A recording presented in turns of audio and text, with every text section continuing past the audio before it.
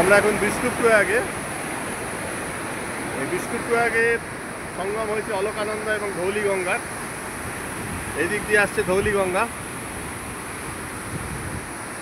এবং এই দিক দিয়ে আসছে অলকানন্দা বদ্রীনাথের দিক দিয়ে।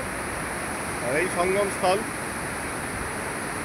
বিষ্ণুপ্রয়াগ, যেখানে অলকানন্দা এবং ধৌলিগঙ্গা মিশে এগিয়ে চলেছে। আবার একটু পরে আমরা পাবো কর্ণপ্রয়াগ, তারপর নন্দপ্রয়াগ, রুদ্রপ্রয়াগ এবং দেবপ্রয়াগ। 5টি প্রয়াগ: দেবপ্রয়াগ, কর্ণপ্রয়াগ, নন্দপ্রয়াগ, বিষ্ণুপ্রয়াগ এবং রুদ্রপ্রয়াগ। এই 5টি জায়গাতেই অলকানন্দা নদীটি কমন এবং অলকানন্দা নদীর সাথে বিভিন্ন নদী এই বিভিন্ন প্রয়াগে সঙ্গমস্থলে মিলিত হয়েছে।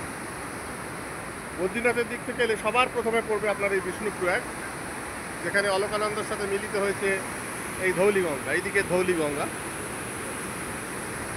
এরপরে আবার অলকানন্দা এগিয়ে চলবে নিজের ছন্দে। আমরা পরবর্তী প্রয়াগে অলকানন্দার সাথে অন্য নদীকে মিলিত হতে দেখব। এইভাবে 5টি প্রয়াগে অলকানন্দার সাথে 5টি আলাদা আলাদা নদী, 5টি আলাদা নয়, একটি জায়গায় মন্দাকিনী 2টি নদীর জায়গায় মিলিত হয়েছে।